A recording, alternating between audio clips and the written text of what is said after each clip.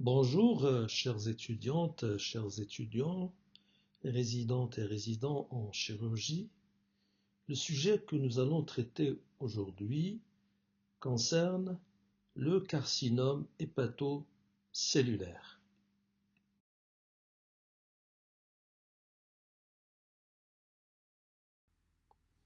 Dans ce cours, vous allez apprendre à comprendre le carcinome hépatocellulaire dans sa globalité. Vous commencerez par décrire son épidémiologie, ses facteurs de risque et ses mécanismes physiopathologiques, en insistant sur le rôle central de la cirrhose et l'augmentation des cas liés aux nouvelles pathologies, les MASH, les NASH, avec les troubles métaboliques. Vous réviserez ensuite l'anatomie chirurgicale du foie, selon la segmentation de Quinault, puis la vascularisation, et afin de mieux saisir les principes des résections et des traitements intra-artériels. Vous serez capable par la suite d'identifier les formes macro et microscopiques du CHC ainsi que les lésions précancéreuses.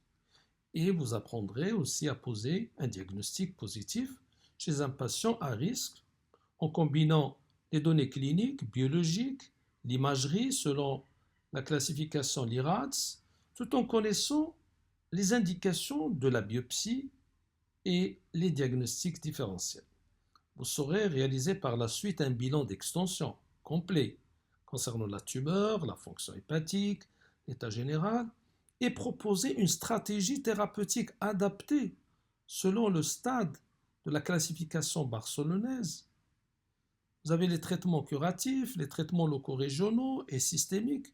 Et enfin, vous maîtriserez les règles de surveillance avant et après traitement et vous saurez analyser le pronostic en tenant compte des facteurs tumoraux et hépatiques.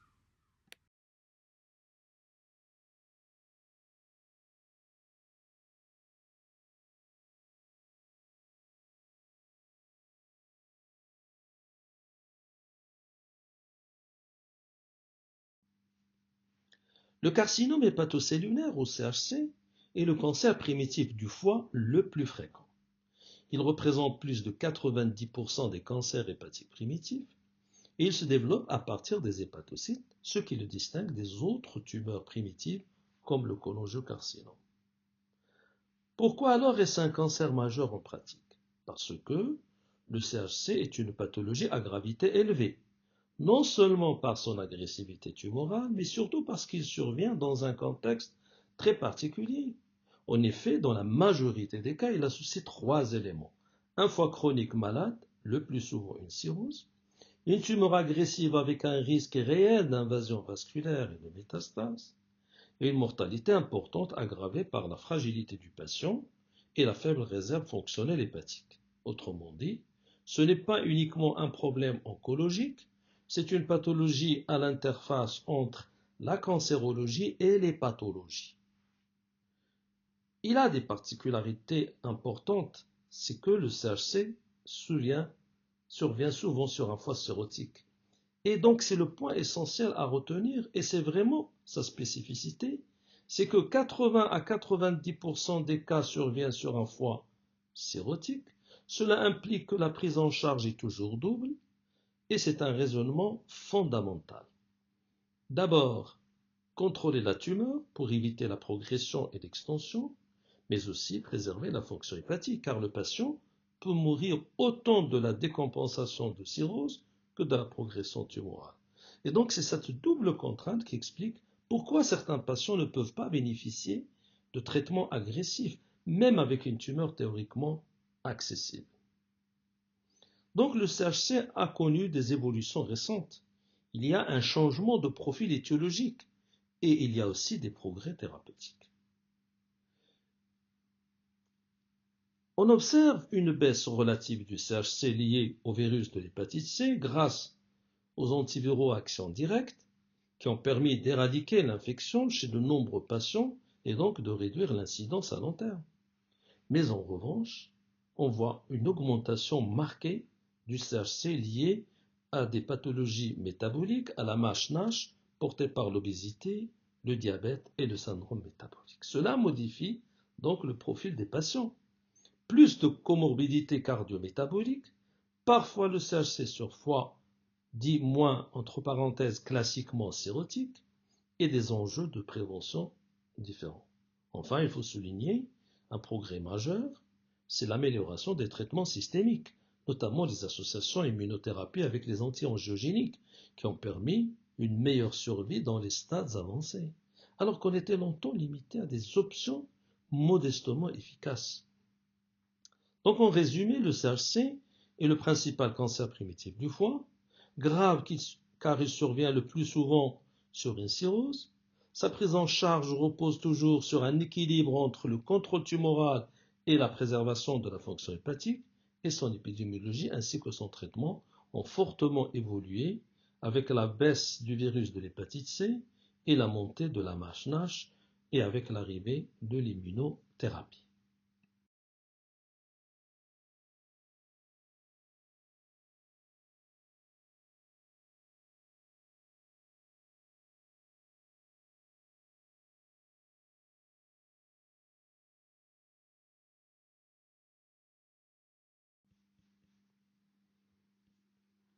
Pour comprendre la stratégie thérapeutique du CHC, en particulier la chirurgie et la transplantation, il est indispensable de rappeler l'anatomie chirurgicale du foie. Le foie est un organe volumineux, très vascularisé et surtout segmenté. Cette organisation explique deux choses fondamentales en chirurgie hépatique. On peut réaliser des résections anatomiques parfois très ciblées, comme les segmentectomies, et la transplantation est une option réaliste car le foie est un organe remplaçable avec un réseau vasculaire et biliaire bien défini. La segmentation décrite par Quinault est la référence chirurgicale. C'est la classification la plus utilisée en chirurgie. Il divise le foie en 8 segments fonctionnels, numérotés de 1 à 8. Ce sont des unités réellement fonctionnelles et indépendantes. Chaque segment possède un pédicule portant propre, c'est-à-dire une branche de la veine porte, une branche de l'artère hépatique et une branche de la voie biliaire, et un drainage veineux assuré par les veines hépatiques qui se jettent dans la veine cave inférieure. Cela veut dire que chaque segment correspond à un territoire vascularisé et drainé, ce qui permet donc d'enlever un segment ou un groupe de segments tout en conservant le reste du foie. L'intérêt donc en CHC, c'est une chirurgie ciblée avec une préservation du foie. Dans le CHC, cet intérêt est encore beaucoup plus marqué car la majorité des patients ont un foie cirrhotique avec une réserve fonctionnelle limitée et donc la chirurgie doit toujours trouver un équilibre. Enlever complètement la tumeur tout en préservant un maximum de parenchyme sain pour éviter l'insuffisance hépatique post-opératoire. Et grâce donc à la segmentation de Quinault, on peut planifier une résection anatomique adaptée à la localisation tumorale. Par exemple, une segmentectomie, une bisegmentectomie, une lobectomie, etc. Et on peut mieux évaluer la faisabilité en fonction du volume de foie restant, ce qu'on appelle le futur foie restant. En pratique, cette segmentation est donc un outil clé pour la discussion en RCP, la description radiologique, la stratégie opératoire et même l'évaluation des traitements locaux régionaux, le TAS et le TAR, qui se font souvent par territoire artériel segmentaire. Donc en résumé, la segmentation de Quinault divise le foie en 8 segments fonctionnels indépendants, chacun avec son pédicule portal et son drainage veineux. Cette organisation permet des résections anatomiques ciblées, particulièrement importantes dans les CHC, car elles permettent d'enlever la tumeur tout en préservant le parenchyme sain chez des patients souvent cirrhotiques. Cette diapositive est très importante car elle explique pourquoi le CHC a un comportement particulier à l'imagerie et pourquoi certains traitements locaux régionaux sont efficaces.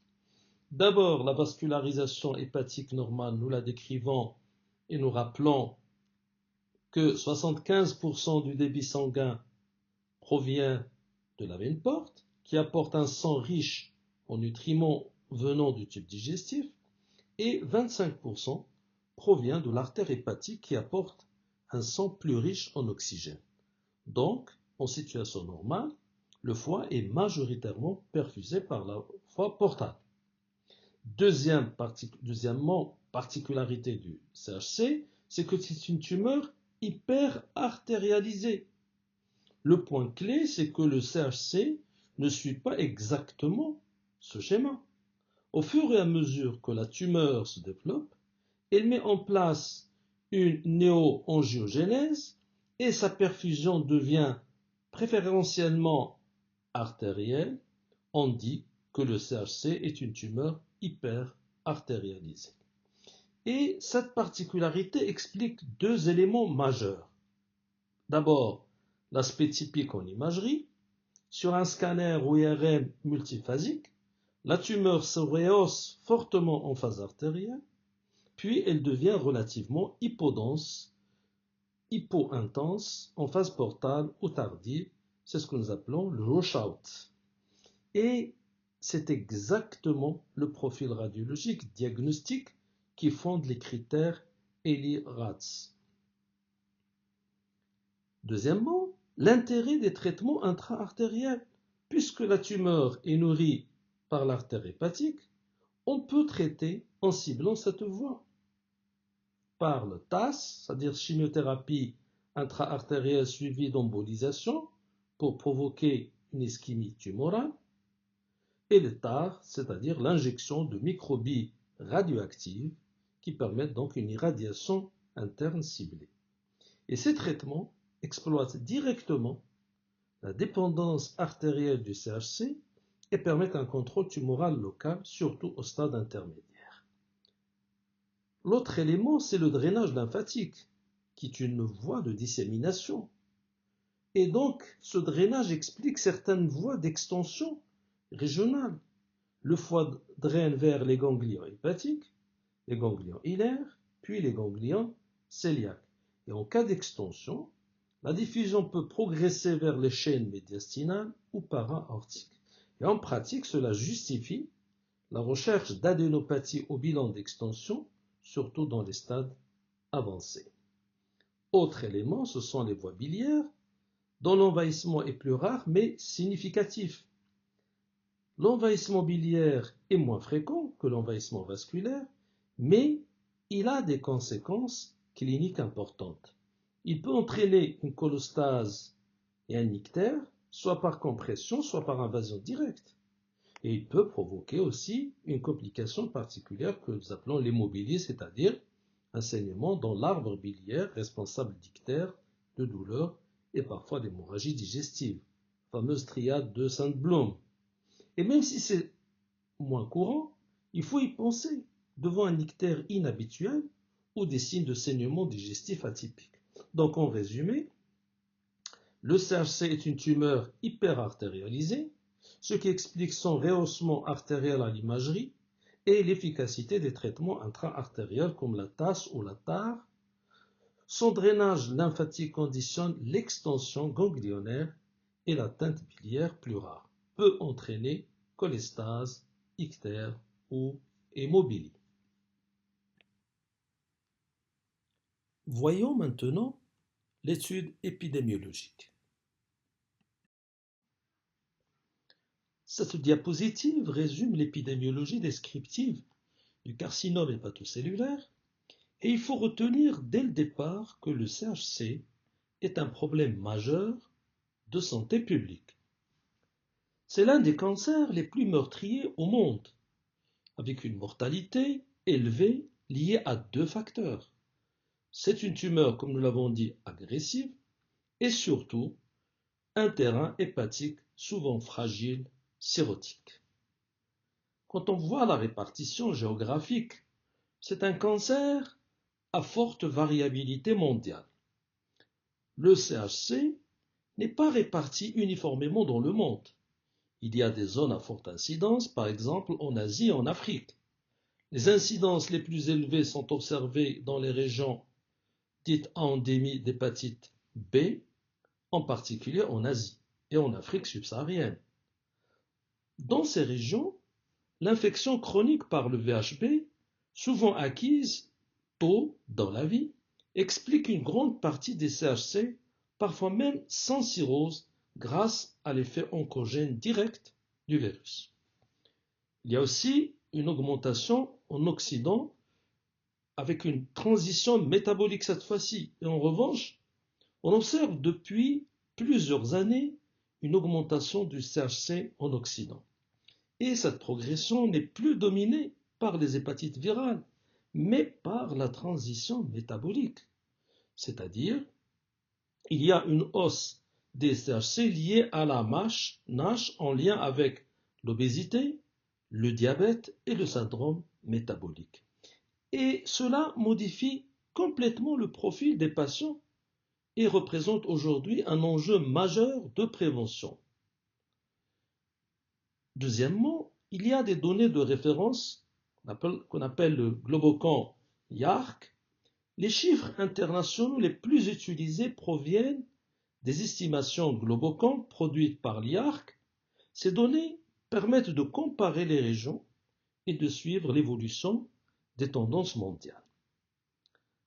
Quant au profil des patients, sur le plan démographique, le CHC présente un profil assez constant, prédominance masculine, donc forte avec environ 2 à 3 hommes pour une femme, et cette différence est expliquée par une exposition plus fréquente à certains facteurs de risque, notamment l'alcool et les virus, et probablement aussi des facteurs hormonaux et immunitaires.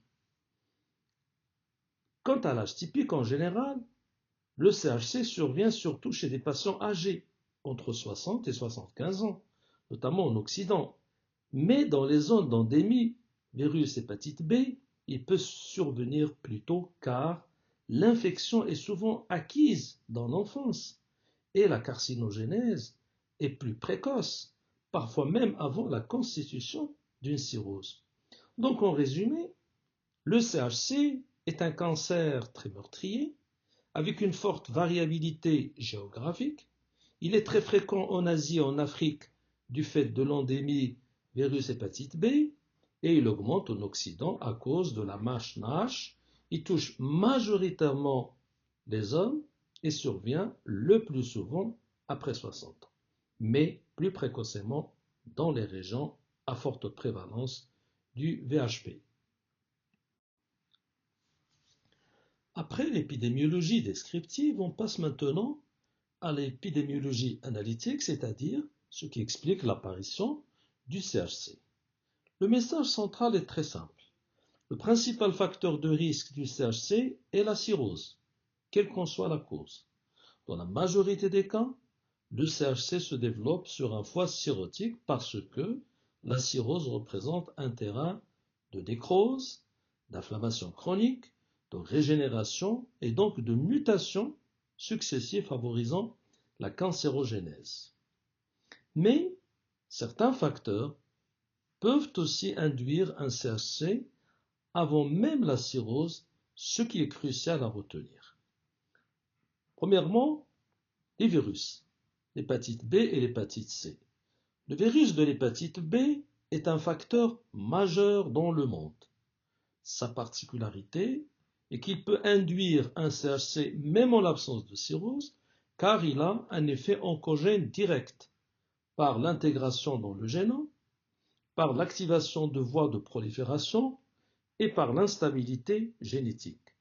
Cela explique pourquoi le CHC peut survenir chez des patients VHB avec un foie parfois moins fibrosé, surtout en zone d'endémie. Quant au virus de l'hépatite C, lui, il provoque surtout le CHC via la cirrhose. L'étape majeure est l'évolution vers une fibrose avancée, puis la cirrhose. Et après guérison par antiviraux, le risque de CHC diminue nettement, mais il persiste si la cirrhose est déjà constituée. Donc, même après éradication du virus de l'hépatite C, la surveillance doit continuer chez le sérotique. Deuxième élément, c'est l'alcool, qui représente un terrain classique. La cirrhose alcoolique est une cause très fréquente de CHC, mais il faut insister sur un point. Le risque augmente fortement en cas d'association alcool plus hépatite virale, notamment le virus de l'hépatite B ou C, et ces cofacteurs s'additionnent et accélèrent la progression vers la cirrhose et la cancérogénèse. Trois éléments, ce sont les MASH, NASH, c'est la nouvelle épidémie. Aujourd'hui, on parle plus et de plus en plus de la MASH, NASH qui correspond à la stéatohépatite métabolique. Il est devenu un facteur majeur en Occident et en progression rapide dans le monde. Le mécanisme c'est l'obésité, plus le diabète, plus le syndrome métabolique. Cela entraîne la stéatose, l'inflammation MASH-NASH, de la fibrose, puis la cirrhose, puis le CHC. Et donc, c'est une particularité importante, c'est qu'un CHC peut survenir avant la cirrhose, dans le contexte métabolique, même si le risque est plus élevé lorsqu'une cirrhose s'est installée. Cela a une implication pratique. On peut voir des CHC sur des foies non cirrhotiques, chez des patients obèses, diabétiques, ce qui rend parfois le diagnostic plus tardif, car la surveillance n'est pas systématique. Quatrième élément, il y a d'autres cofacteurs et des causes rares qui peuvent parfois engendrer également l'apparition de CHC, mais ils sont moins fréquents mais importants à connaître. C'est surtout l'aflatoxine B1, surtout dans certaines régions où il y a une contamination alimentaire avec une synergie majeure avec le VHB, l'hémochromatose génétique, où la surcharge en fer augmente fortement le risque. L'autre élément, c'est le déficit en alpha-1 antitrypsine, qui est une autre cause de cirrhose et de risque tumoral. Puis, il y a les cholangites biliaires primitives, maladies chroniques cholestatiques, pouvant évoluer vers la cirrhose et le CHC. Puis enfin, nous avons le tabac, qui est considéré comme un cofacteur carcinogène qui s'ajoute aux autres risques. Donc en résumé, la cirrhose est le facteur central du CHC. Les causes dominantes sont les hépatites virales, l'alcool et la MASH-NASH, avec une augmentation actuelle majeure liée au métabolique, aux troubles métaboliques, et certains facteurs comme le VHB et la MASH-NASH peuvent entraîner un CHC même avant la cirrhose, ce qui impose une vigilance clinique renforcée. Voyons maintenant les lésions anatomopathologiques engendrées par le CHC. Cette diapositive décrit l'aspect macroscopique du carcinome hépatocellulaire. Comprendre ces formes macroscopiques est utile, car elles ont un impact direct sur la présentation clinique, sur l'imagerie, la stratégie thérapeutique et surtout le pronostic. Donc les trois formes macroscopiques classiques principales, on a la forme nodulaire, c'est la plus fréquente, c'est la plus classique. On observe un ou plusieurs nodules sur un foie, le plus souvent cirrhotique. Parfois dans un contexte de nodules régénératifs multiples.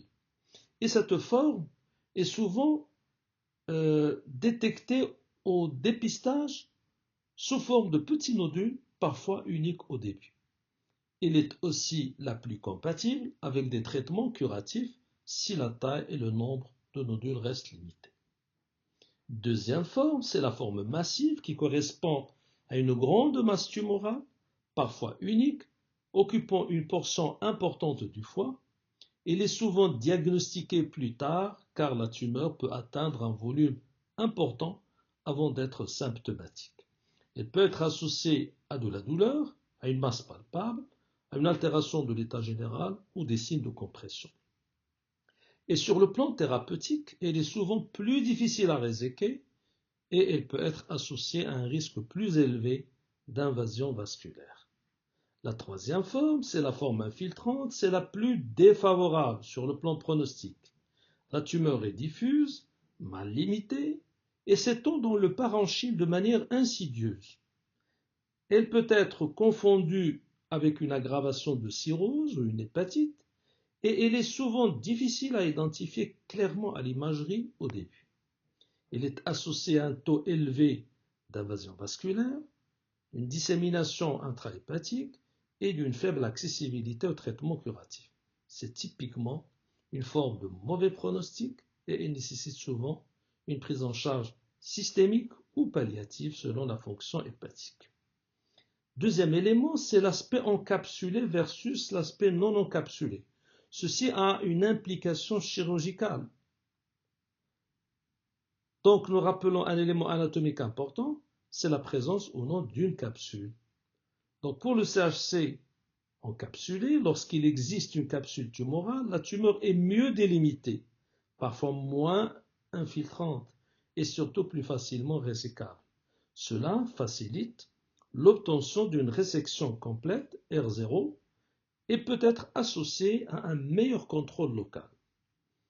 A l'inverse, le CHC non encapsulé, c'est une tumeur qui infiltre plus facilement le parenchyme adjacent, s'associe le plus souvent à des micro-invasions vasculaires et elle est donc plus agressive. Sur le plan pratique, le risque de marge positive ou de récidive ici est plus élevé.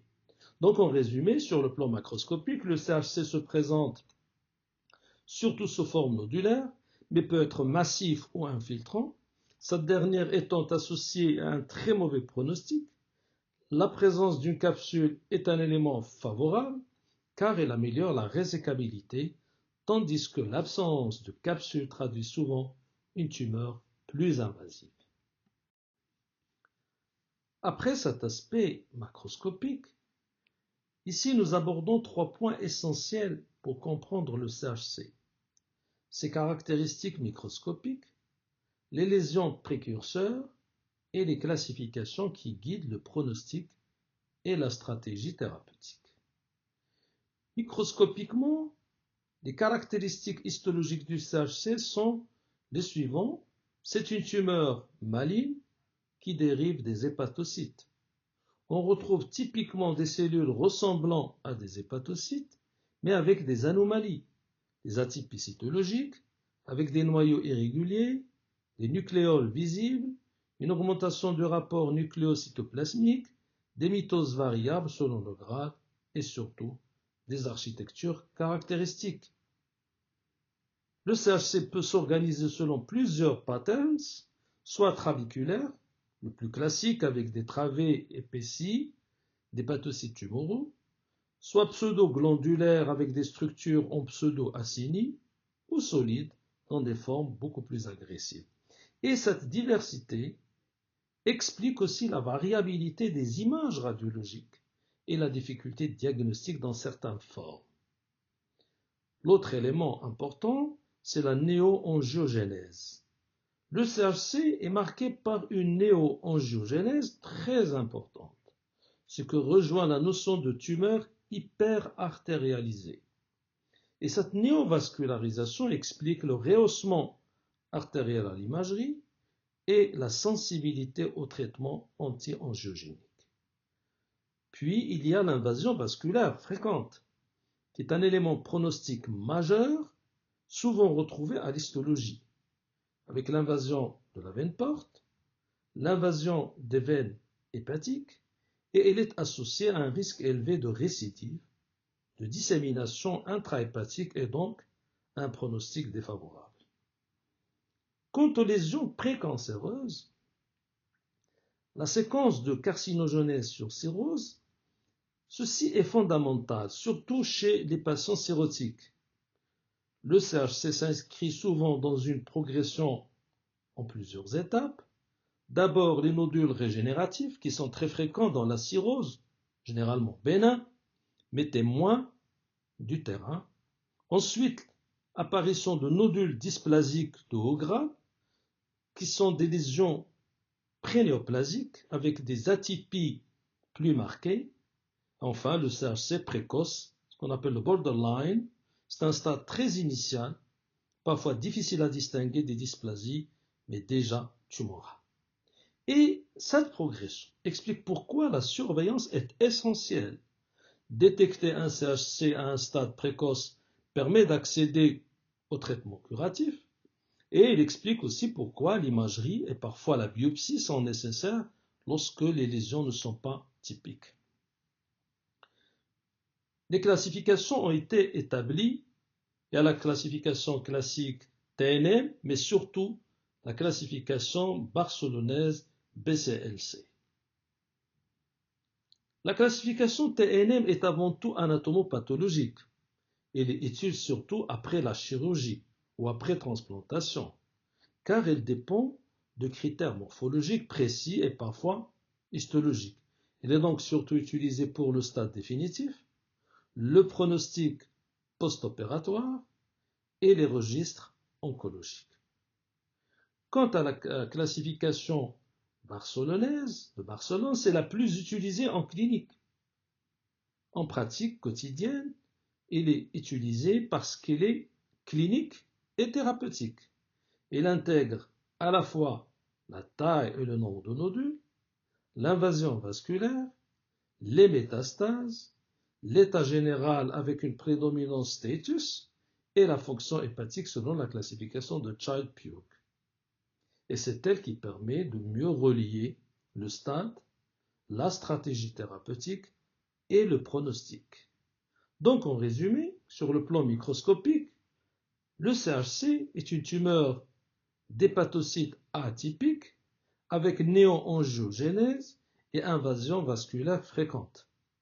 Il s'inscrit dans une séquence de lésions précurseurs sur cirrhose. Et enfin, la stadification repose sur TNM en post-opératoire, mais surtout la BCLC en pratique clinique car elle intègre tumeur, état général et fonction hépatique. Qu'en est-il maintenant du diagnostic positif du CHC? C'est une étape cruciale. Il doit être mené avec beaucoup de minutie. Il y a un principe fondamental en hépatologie sur lequel je veux insister. C'est que le diagnostic du CHC repose le plus souvent sur un contexte à risque, surtout une cirrhose, et une imagerie typique en scanner ou IRM multiphasique. Et quand on observe un hyperrehaussement artériel suivi d'un washout portal au tardif, parfois avec une capsule, le diagnostic est quasi certain. Et on peut souvent se passer de la biopsie. C'est possible car ces critères radiologiques sont très spécifiques et standardisés par l'approche LI-RADS. Enfin, l'enjeu majeur est de détecter très tôt, car le CHC est longtemps asymptomatique, d'où l'importance du dépistage régulier chez les patients à risque. Et donc, dans le carcinome hépatocellulaire, il faut bien comprendre que la clinique n'est pas un bon outil de dépistage précoce, parce que la tumeur est souvent longtemps asymptomatique. Et c'est précisément pour cette raison que le dépistage systématique chez les patients à risque est indispensable. D'abord sur le plan clinique, les signes y sont tardifs le plus souvent. Et quand les signes apparaissent, ils traduisent souvent soit une tumeur déjà évoluée, soit une aggravation du terrain cirrhotique. Le symptôme le plus classique est une douleur de l'hypocondre droit. Elle peut être sourde, continue, parfois liée à l'augmentation du volume du foie ou à une distension de la capsule hépatique. On retrouve fréquemment une altération de l'état général avec amaigrissement, asthénie, parfois anorexie. Ce sont des signes généraux de cancer, mais non spécifiques. Un point essentiel. Chez le patient cirrhotique, le CHC peut se révéler par une décompensation de la cirrhose. Et cela peut se manifester par une ascite nouvelle ou aggravée, une encéphalopathie hépatique ou une aggravation des édèmes, une hémorragie digestive, des infections, etc. Autrement dit, le CHC doit toujours être recherché devant une cirrhose qui se décompense. L'ictère, lui, il peut apparaître soit par compression ou invasion biliaire, soit tout simplement par défaillance de la fonction hépatique dans un foie déjà très fragile. Enfin, il existe une présentation très grave, plus rare mais importante à connaître, c'est la rupture tumorale, responsable d'une hémorragie intrapéritonéale qui constitue une urgence vitale avec des douleurs abdominales brutales, une hypotension, une chute de l'hémoglobine et nécessite alors une prise en charge immédiate, souvent par radiologie interventionnelle ou chirurgie selon le contexte. Donc le message clé, c'est que la clinique est souvent tardive et lorsqu'elle est présente, elle doit faire évoquer un CHC potentiellement déjà avancé ou une cirrhose qui bascule. Sur le plan biologique, le marqueur historique est l'alpha-fetoprotéine. Elle est utile, mais elle est inconstante. Environ 30 à 40% des CHC, surtout les petites tumeurs, peuvent avoir une AFP normale. Donc, une AFP normale n'élimine jamais un CHC. Par contre, une AFP très élevée, souvent quand elle dépasse les 200-400 nanogrammes par millilitre, parfois même beaucoup plus, est très évocatrice, surtout dans un contexte de cirrhose. Mais même là, ce n'est pas suffisant à elle seule. Certaines hépatites actives, une cirrhose inflammatoire ou d'autres tumeurs peuvent aussi faire monter l'AFP. Donc l'AFP doit être interprétée avec l'imagerie. Enfin, il existe d'autres biomarqueurs dans certains pays, comme le PIVK2 ou des CP, sont des gamma-carboxyprothrombines, et cette PIVK2 est utilisée plus régulièrement en Asie et dans certains pays, parfois en complément de l'AFP, mais il n'est pas standardisé partout et sa disponibilité varie. Donc au final, les biomarqueurs peuvent aider à orienter, à suivre ce traitement ou à surveiller les récidives, mais l'imagerie multiphasique reste la pierre angulaire du diagnostic positif. Donc en résumé, la clinique est tardive et non spécifique, l'alpha-fetoprotéine est utile mais imparfaite, et c'est l'imagerie typique sur foie à risque qui permet le diagnostic dans la majorité des cas. Et c'est justement ici, on arrive au point central du diagnostic positif du CHC, c'est l'imagerie multiphasique. Dans la pratique, le scanner ou l'IRM multiphasique est l'examen clé, car il permet souvent de poser le diagnostic sans biopsie, surtout chez le patient cirrhotique. Donc nous avons l'imagerie multidisciplinaire, et la première règle, c'est que chez un patient cirrhotique, lorsqu'un nodule est supérieur ou égal à 1 cm, est considéré comme suspect et doit être caractérisé par une imagerie dynamique avec injection. Pourquoi alors multiphasique? Parce que le CHC se distingue par son profil vasculaire, comme nous l'avons vu. Le foie cirrhotique est perfusé majoritairement par la veine porte, alors que le CHC est hypervascularisé par l'artère hépatique. Donc ce mécanisme explique les signes typiques recherchés, à savoir, et nous le répétons, l'hyperrehaussement artériel. La lésion prend le contraste rapidement en phase artérielle, souvent de façon très intense. Puis le deuxième élément, c'est le washout portal tardif. Et en phase portale ou tardive, la lésion devient hypodense, hypointense par rapport au foie adjacent, car elle perd le contraste plus vite que le parenchyme. Le troisième élément, qui peut ou ne pas exister, c'est la capsule. On peut voir une capsule périphérique rehaussée. C'est un signe aussi assez spécifique. Puis, l'autre élément qui peut exister ou ne pas exister, c'est la croissance rapide. La croissance est un critère important, notamment une augmentation significative en quelques mois. Et quand ce profil est retrouvé chez un patient à risque, il est diagnostiqué de CHC, c'est-à-dire que l'on peut conclure sans preuve histologique. Et pour standardiser cette image ou cette démarche, on utilise la classification Lirac, qui classe les nodules selon leur probabilité de CHC jusqu'à LR5, c'est très hautement probable sur le plan diagnostique. Donc en résumé, sur cirrhose, imagerie typique égale diagnostic dans la majorité des cas. Quant à la biopsie, elle n'est pas systématique. Il est utile s'il est nécessaire, parce que le diagnostic radiologique est très fiable. Et la biopsie comporte des risques, à savoir le saignement, et surtout l'ensemencement tumoral, c'est-à-dire la dissémination, même si c'est très rare. Et on réserve donc la biopsie à des situations bien précises, lorsque nous avons une image atypique. Quand le nodule ne présente pas le profil classique ou quand il est classé Lirac 3 ou 4, ou qu'il existe un doute diagnostique, ça c'est la première situation. Deuxième situation, lorsque le foie est non cirrhotique avec un nodule suspect, car hors cirrhose, les diagnostics différentiels bénins sont nombreux et la probabilité de CHC est faible.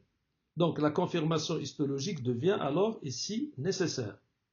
Troisième chose, c'est quand on a un besoin de preuves histologiques avant certains traitements ou des essais cliniques, notamment en oncologie, lorsqu'une confirmation anatomopathologique est exigée avant une thérapie systémique ou une inclusion dans un protocole.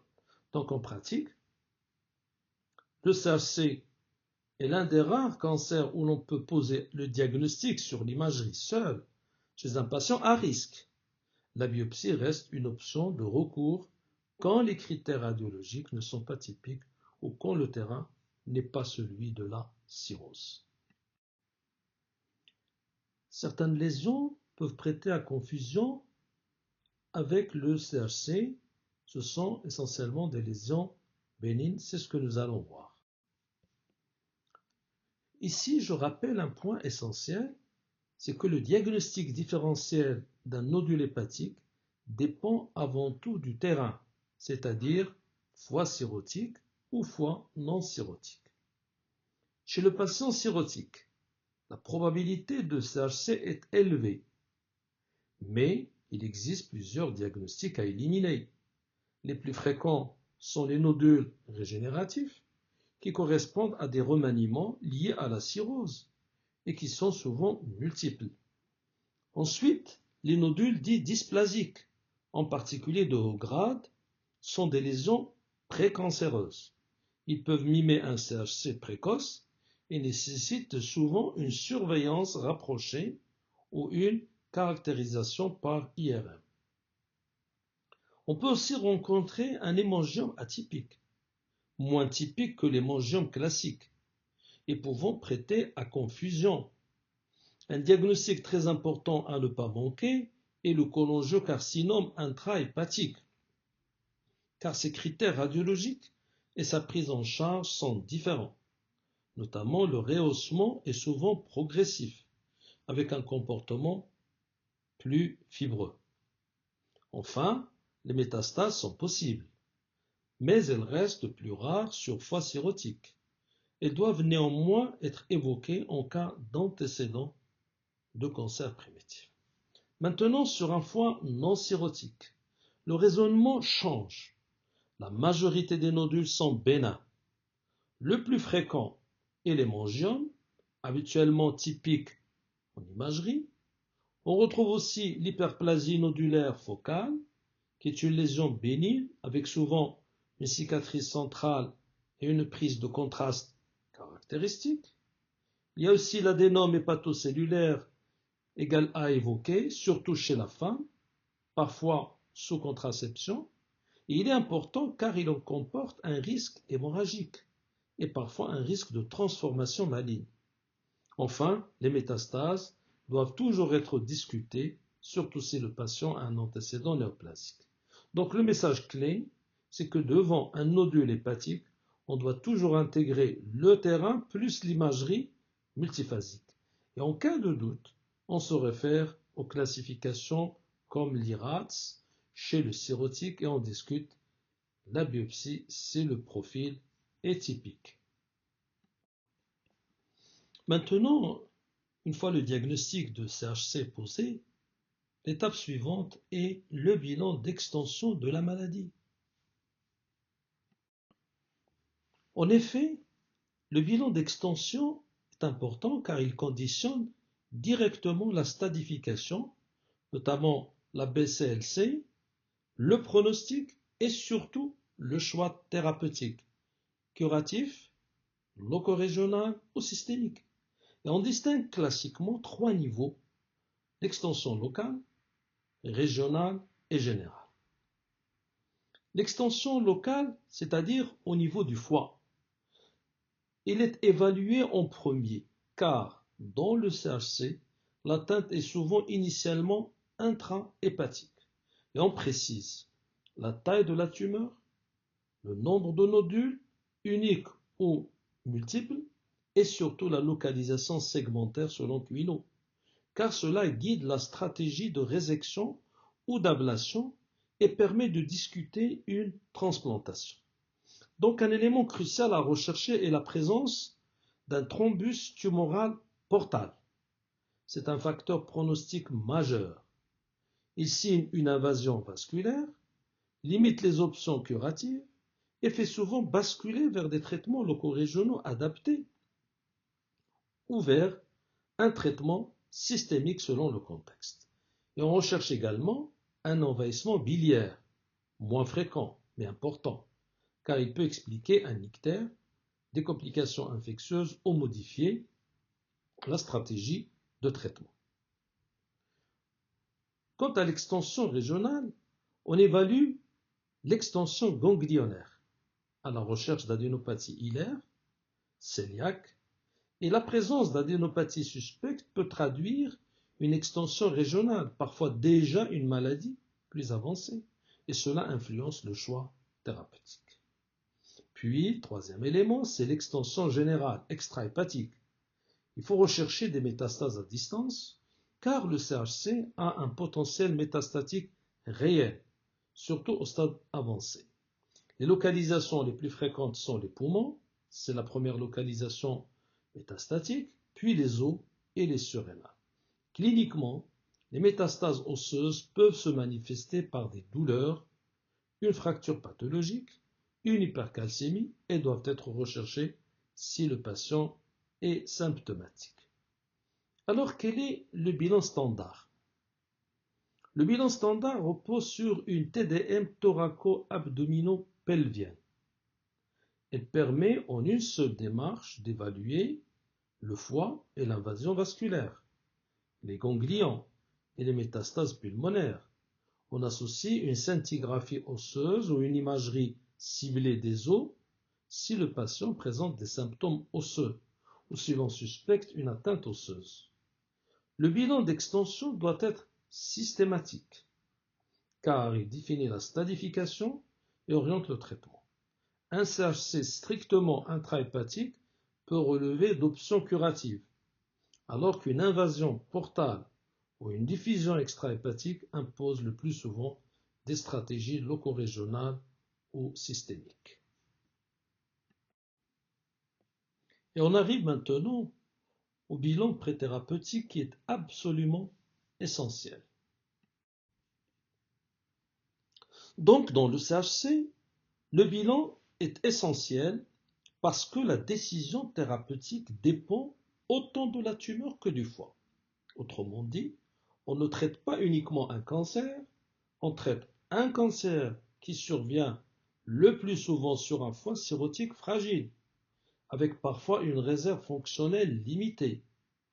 Et c'est cette double évaluation qui conditionne la possibilité d'un traitement curatif, loco-régional ou systémique.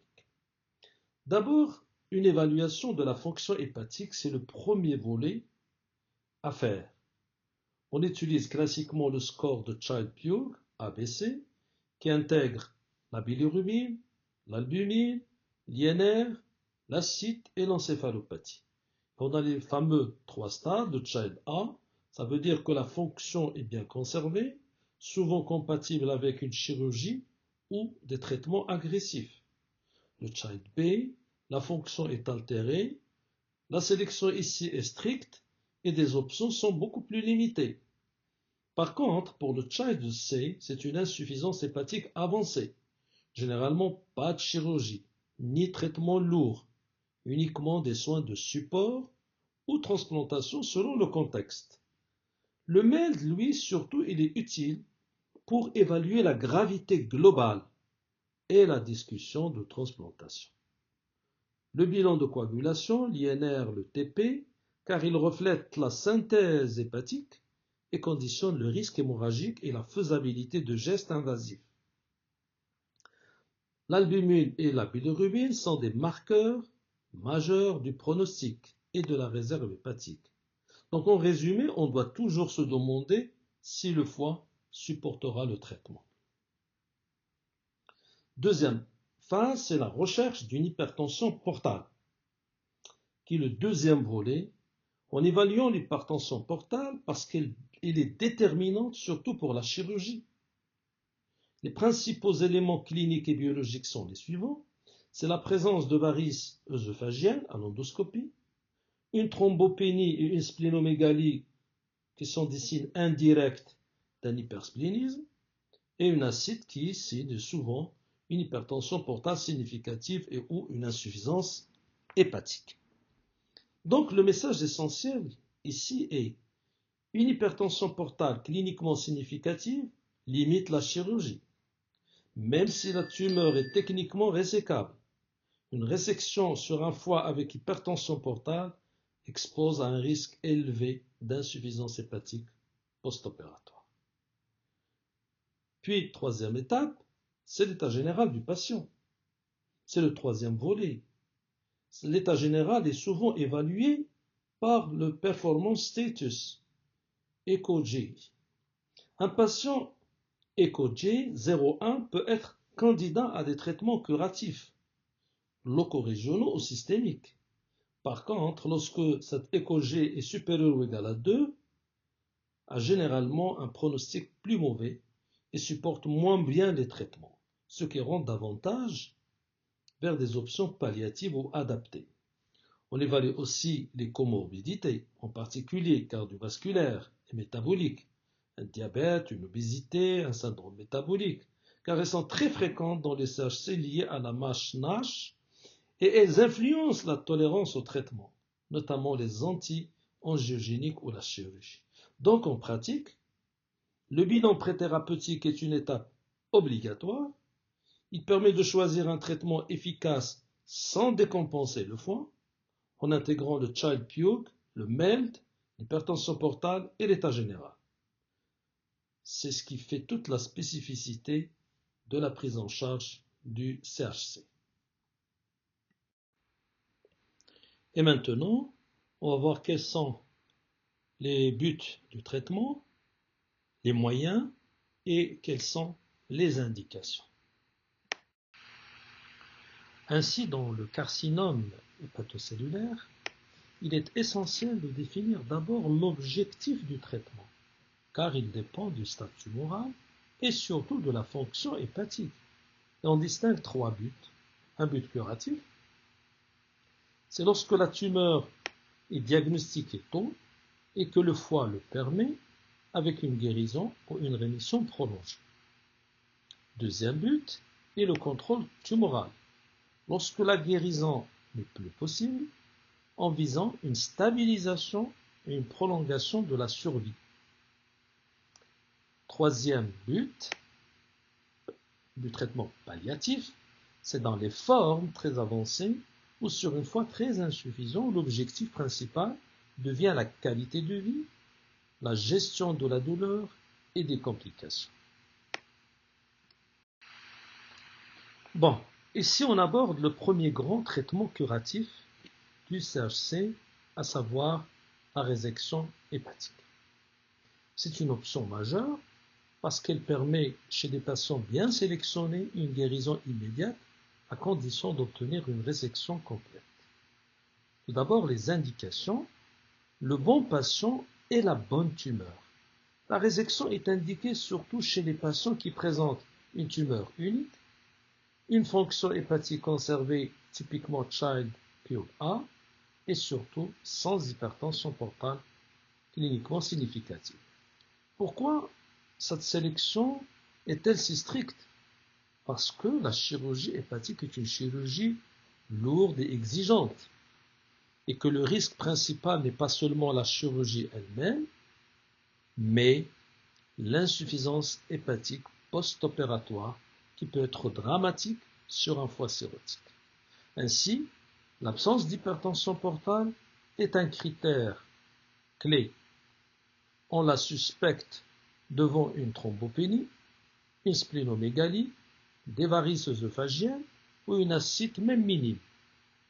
Et si l'hypertension portale est significative, la résection devient beaucoup plus risquée et on discute plutôt d'autres options curatives, notamment la transplantation ou l'ablation selon les cas. Deuxièmement, l'objectif chirurgical, c'est la résection R0. L'objectif est clair, c'est obtenir une résection R0, c'est-à-dire une exérèse complète avec des marges saines. C'est ce qui conditionne la qualité du résultat oncologique. Le type de résection dépend de la localisation, souvent basée sur la segmentation de Quinault. On privilégie les résections anatomiques lorsque c'est possible, car elles suivent plutôt des territoires vasculaires, portaux et peuvent réduire le risque de récidive locale, même si ce point dépend du contexte. Troisième point, l'avantage du traitement curatif immédiat. L'avantage principal est que la chirurgie donne un résultat immédiat. Si la tumeur est unique et réséquée complètement, on obtient une chance réelle de guérison avec de très bonnes survies à long terme chez les patients sélectionnés. Et c'est particulièrement pertinent chez les patients non candidats à la transplantation ou en attente de transplantation ou encore lorsque la cirrhose est minimale et bien compensée. Quatrième point, quelles sont les limites? C'est la récidive fréquente sur foie malade. Mais la limite majeure, et il faut bien le souligner, c'est que le foie est souvent un foie carcinogène, déjà malade, cirrhose virale, alcoolique ou métabolique. Le résultat alors, même après une résection parfaite, le risque de récidive est élevé et cela se fait par deux mécanismes. Il y a la récidive vraie qui est liée à une micro-dissémination tumorale initiale et il y a ce que nous appelons une nouvelle tumeur, de novo, sur le foie cirrhotique qui reste un terrain de cancérisation. C'est pour cela que la surveillance post-résection doit être rigoureuse et que la résection n'est pas toujours la meilleure option quand la cirrhose est sévère, mais dans ce cas, la transplantation est souvent supérieure car elle traite et la tumeur et le terrain. Donc en résumé, la résection hépatique est le traitement curatif de référence pour une tumeur unique sur foie Child A, sans hypertension portale, avec comme objectif une résection R0. Son principal frein est la récidive, car le terrain hépatique reste à risque. Deuxième moyen thérapeutique des traitements curatifs à des stades précoces, c'est la transplantation hépatique, qui est souvent considérée comme la meilleure option curative lorsque le CHC survient sur un terrain de cirrhose. Pourquoi est-ce la meilleure option? C'est parce que la transplantation a une particularité unique, c'est qu'elle traite deux maladies en même temps. Et la tumeur en retirant le foie porteur du CHC et la cirrhose, c'est-à-dire le terrain de cancérisation et d'insuffisance hépatique. Et contrairement donc à la résection qui enlève la tumeur mais qui laisse un foie cirrhotique à risque de récidive, la transplantation réduit fortement le risque de récidive de novo car elle remplace entièrement le foie malade. Il y a des critères classiques pour poser l'indication. Ce sont les critères de Milan. Pour obtenir de bons résultats oncologiques après transplantation, il faut sélectionner les patients. Les critères de Milan sont les plus classiques et restent une référence internationale. Un nodule inférieur ou égal à 5 cm ou jusqu'à 3 nodules avec chacun une dimension inférieure ou égale à 3 cm, et surtout sans invasion vasculaire macroscopique ni métastase. Le but de ces critères est simple, c'est garantir que la maladie soit suffisamment limitée pour obtenir une survie élevée après greffe avec un taux de récidive très faible. Et là, des limites pratiques, c'est la disponibilité des greffons et progression. Même si la transplantation est théoriquement idéale, elle est limitée par la rareté des greffons et par le délai d'attente pendant lequel la tumeur peut progresser et sortir des critères. C'est pourquoi le suivi de ces patients est très strict et on met souvent en place des traitements dits de pont pour éviter la progression. Alors les stratégies modernes, c'est le downstaging avant la transplantation. Aujourd'hui, une grande évolution, c'est la stratégie de downstaging. Quel en est le principe? Chez un patient dont la tumeur dépasse initialement les critères de Milan, on peut proposer un traitement loco-régional pour réduire la charge tumorale et faire rentrer le patient dans les critères afin de pouvoir ensuite greffer.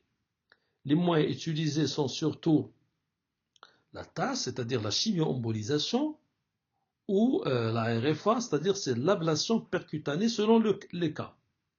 Et si la réponse est bonne et stable, le patient peut alors être reconsidéré pour la transplantation. Donc en résumé, la transplantation est le traitement curatif optimal du CHC sur cirrhose parce qu'elle traite à la fois et la tumeur et le terrain cirrhotique. Elle repose sur une sélection stricte, typiquement les critères de Milan, et aujourd'hui le downstaging par TAS ou ablation permet d'élargir les indications chez certains patients. Et après la résection et la transplantation, le troisième pilier des traitements curatifs du CHC à un stade précoce est l'ablation percutanée réalisée principalement par radiofréquence ou par micro-ondes. Alors quel est le principe général? Le principe général est de détruire la tumeur in situ, sans chirurgie, en provoquant une nécrose thermique de la lésion. La RFA utilise un courant de radiofréquence qui chauffe le tissu tumoral. Les micro-ondes produisent un échauffement plus rapide et plus homogène, parfois plus efficace sur certaines localisations ou pour des lésions un peu plus grandes. Et c'est une technique mini-invasive, souvent réalisée sous guidage échographique ou par scanner, avec une récupération rapide. Alors, quand est-ce que c'est très efficace? Donc la première condition, c'est la taille. L'efficacité est excellente pour des nodules inférieurs ou égaux à 3 cm. Et elle est optimale pour les lésions moins de 2 cm, où l'on peut obtenir des taux de contrôle local très élevés, parfois proches de ceux de la chirurgie chez des patients bien sélectionnés. C'est donc une option majeure dans les stades très précoces et surtout lorsque la chirurgie n'est pas possible ou trop risquée. Alors, quelle est l'importance de l'accessibilité? C'est la deuxième condition, bien sûr. Il faut que la lésion doit être accessible à la ponction.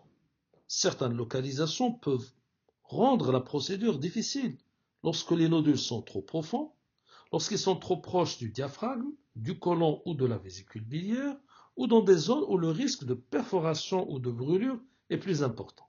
Dans ce cas, l'ablation peut rester possible, mais nécessite des techniques adaptées, par exemple l'hydrodissection, le contrôle scanner et l'expérience du praticien. Il y a un problème majeur, c'est ce que nous appelons l'effet heat sink. La troisième condition essentielle, c'est être éloigné des gros vaisseaux.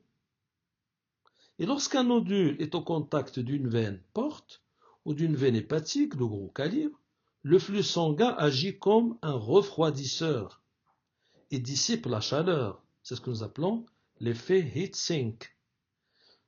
Le résultat, c'est que la zone ne chauffe pas suffisamment et l'ablation peut être incomplète, augmentant donc le risque de récidive locale. Et c'est justement dans ces situations que les micro-ondes peuvent être un peu plus performantes que la RFA, car elles chauffent plus intensément et sont moins sensibles au heat sink, mais le problème peut persister selon la proximité vasculaire. Alors, quelle est la place de l'ablation dans la stratégie globale? Cette ablation est particulièrement intéressante chez des patients non opérables, parce que l'âge, la comorbidité, l'hypertension portale, ou comme alternative curative en BCLC 0A, et parfois comme traitement PON ou de contrôle en attente d'une transplantation. Ses avantages principaux, d'abord, elle est invasive, elle a une faible morbidité, l'hospitalisation elle est courte, et elle donne de très bons résultats sur de petites lésions. Mais elle a des limites, c'est-à-dire que son efficacité va diminuer si la tumeur est supérieure à 3 cm ou lorsqu'il y a une localisation défavorable. Donc en résumé, l'ablation percutanée est un traitement curatif efficace du CHC précoce, surtout pour les nodules inférieurs ou égaux à 3 cm, idéalement inférieurs à 2 cm, à condition que la lésion soit accessible et éloignée des gros vaisseaux afin d'éviter ce que nous appelons l'effet heat sink. Maintenant, les traitements léco-régionaux pour les stades intermédiaires, les BCLC-B, les moyens thérapeutiques sont les suivants. Lorsque la tumeur n'est plus éligible à un traitement curatif, c'est parce qu'elle est multifocale, mais qu'elle reste toujours limitée au foie, et on passe alors à ces traitements locaux-régionaux. Et le traitement de référence à ce stade intermédiaire, c'est la chimio-embolisation ou TAS. Alors quel est le principe de la TAS? Le principe repose sur une caractéristique fondamentale du CHU. On se rappelle que la tumeur se nourrit principalement par l'artère hépatique, alors que le parenchyme hépatique normal dépend surtout de la veine porte. La TAS consiste donc à injecter une chimiothérapie intra-artérielle directement dans l'artère nourricière de la tumeur, puis réaliser une embolisation de cette artère. Donc l'objectif est du double, c'est délivrer la chimiothérapie au plus près de la tumeur, in situ, avec moins d'exposition systémique, et provoquer une ischémie tumorale en coupant l'apport sanguin, ce qui entraîne une nécrose. C'est donc un traitement ciblé intrahépatique qui vise le contrôle tumoral. Les indications, c'est surtout, donc c'est le profil selon la classification de Barcelone, B, la BCLC B.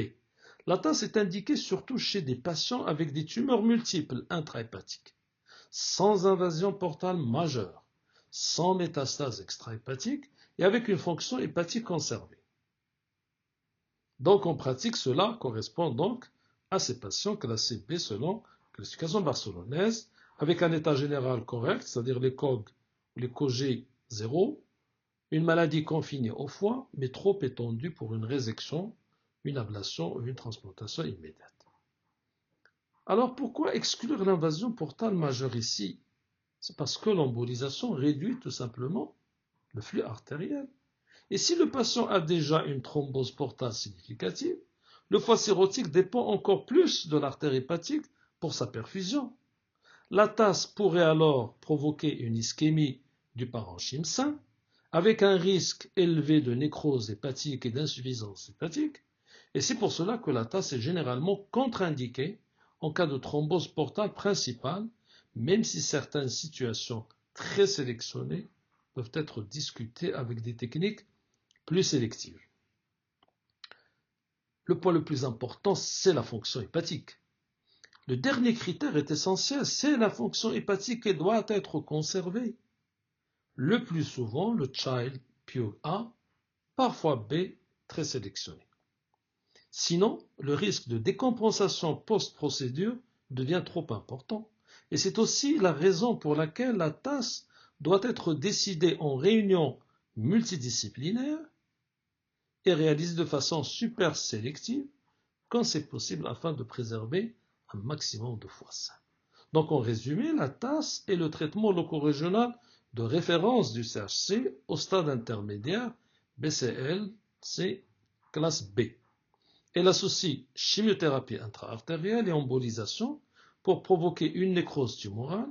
Elle est indiquée chez des patients avec maladie multifocale intrahépatique, sans invasion portale majeure, ni métastase, et avec une fonction hépatique suffisamment conservée.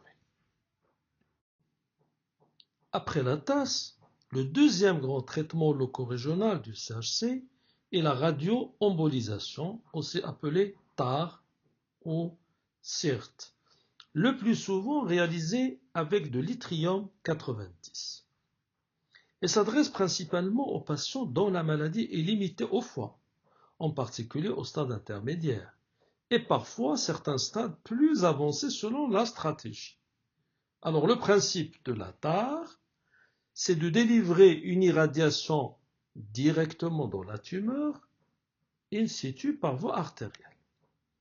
Concrètement, on injecte dans l'artère hépatique des microbilles chargées de radioisotopes, généralement de l'yttrium 90. Ces microbilles se logent préférentiellement dans le réseau artériolaire tumoral, car le CHC, comme on l'a dit, il est hypervascularisé artériellement. Il délivre ensuite une radiation locale, entraînant une destruction tumorale progressive, avec relativement peu d'impact sur le reste du foie, quand l'indication est bien posée. Et à la différence de la TAS, l'effet principal n'est pas l'ischémie, mais c'est l'irradiation interne ciblée. Quel est alors l'intérêt clinique? C'est une alternative ou un complément à la TAS.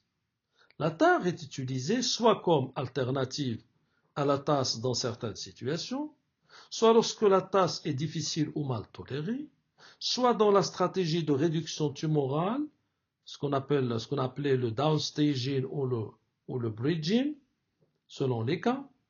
Elle a souvent l'avantage d'être moins embolisante que la TAS, et avec parfois un meilleur confort post-procédure, même si cela dépend des protocoles et du patient. Le point clé, là aussi, c'est la thrombose portale partielle. L'intérêt majeur mentionné tout à l'heure est la possibilité d'utiliser la TAR même en cas de thrombose portale partielle, dans certaines conditions. On se pose la question pourquoi? C'est parce que la TAS repose sur l'embolisation et donc sur une réduction importante du flux artériel. Si la veine porte est déjà thrombosée, le risque d'ischémie du foie est très élevé. Donc la TAR, elle est moins occlusive. On délivre surtout un traitement par irradiation plutôt que par ischémie. Ainsi, chez certains patients avec thrombose portale partielle, la TAR peut rester envisageable après une évaluation rigoureuse. Bien sûr, cela reste une indication au cas par cas, car le risque de toxicité hépatique existe, notamment sur foie très cirrhotique ou peu fonctionnel.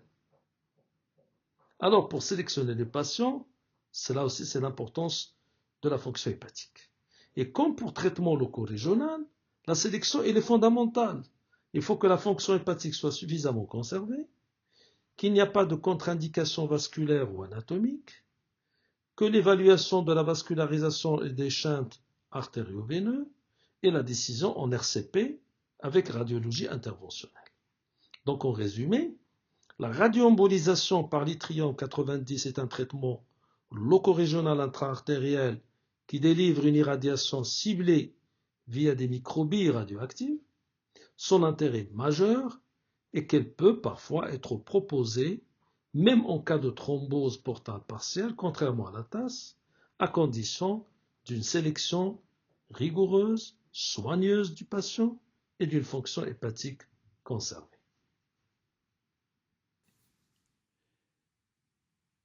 Et on arrive maintenant au traitement systémique pour les stades avancés, c'est-à-dire les stades qui sont classés BCLC, C, grade C. Et donc ici, à ce stade-là, ça correspond donc typiquement à un CHC avec invasion vasculaire, notamment une thrombose portale tumorale, et ou des métastases avec un patient encore en état général relativement conservé.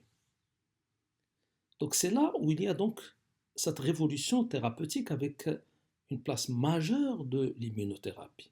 Et pendant longtemps, les options étaient limitées et la survie restait faible. Mais depuis quelques années, et en particulièrement à partir des combinaisons immunothérapie plus anti-angiogénique, la prise en charge a profondément évolué. Et donc l'immunothérapie est devenue un pilier central en première ligne dans beaucoup de cas. Pour la première ligne, c'est ce que nous appelons le standard et les alternatives. Alors, il y a l'atezolizumab plus le bevacizumab.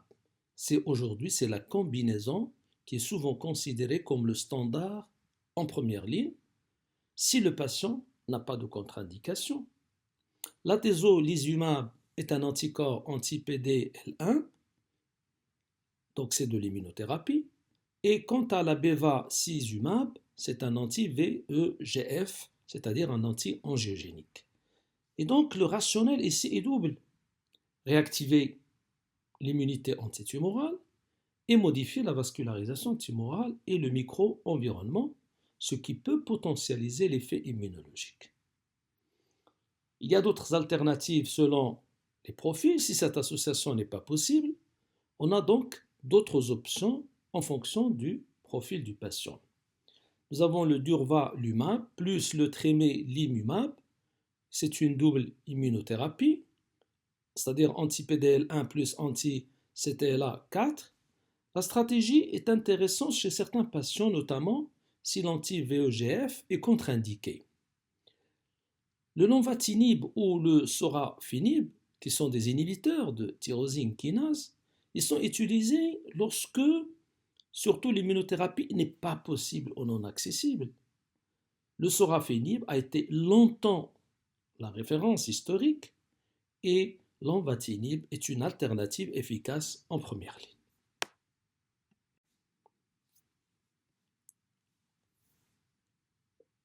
Et en deuxième ligne, nous avons une stratégie séquentielle, c'est-à-dire que le choix dépend fortement de ce qui a déjà été administré en première ligne et de la tolérance. Parmi les options, nous avons le regorafenib et le cabozantinib, ainsi que la ramucirumab, en particulier si l'alpha-fetoprotéine est élevée, car c'est un critère d'éligibilité classique. Et parfois, nous avons d'autres immunothérapies ou combinaisons, c'est selon les stratégies et les accès. L'idée clé est donc cette stratégie séquentielle, c'est-à-dire qu'on enchaîne plusieurs lignes tant que le patient garde une fonction hépatique suffisante et un état général compatible. Et toujours, il faut discuter l'indication en fonction de statut personnel, les PS, le foie et les risques hémorragiques. Et c'est probablement le point le plus important à transmettre. Dans le CHC, le traitement systémique n'est pas décidé uniquement sur la tumeur. Il dépend énormément de l'état du patient et du foie. Il y a d'abord les performances status, selon l'écho-G. En général, les patients doivent être écho-G entre 0 et 1, parfois 2, selon les cas. Et au-delà, la tolérance et le bénéfice deviennent limités. Deuxième élément, donc c'est la fonction hépatique, donc c'est la classification de Child-Pugh. Et la plupart des essais, et donc la majorité des recommandations concernant les patients Child-Pugh A, certains patients Child-Pugh A sélectionnés peuvent être traités. Mais c'est plus délicat, parce qu'il y a un risque de toxicité, il y a moins de bénéfices, et surtout il y a plus d'arrêts de traitement. Troisième point, ce sont les risques hémorragiques si l'anti-VEGF. Enfin, donc c'est un point qui est très concret, les anti-VEGF, comme le bevacizumab, augmentent le risque hémorragique. Chez le sérotique, cela signifie surtout un risque de saignement digestif par varices œsophagiennes. Donc, avant d'initier la tezolizumab plus le bevacizumab, il faut une évaluation des varices. Donc, c'est par l'endoscopie et traité éventuellement par ligature si nécessaire. Donc, en résumé, au stade avancé BCLC grade C, les traitements systémiques sont dominés en 2025 par l'immunothérapie, en particulier l'association atezolizumab plus le bevacizumab, lorsqu'il n'y a pas de contre-indication. Les alternatives incluent d'autres combinaisons d'immunothérapie ou les inhibiteurs de tyrosine kinase. Et donc la décision repose toujours sur un équilibre entre le bénéfice tumoral et la tolérance, en tenant compte bien sûr du statut personnel du PS et du child PUG, ainsi que du risque hémorragique sous anti-VEGF.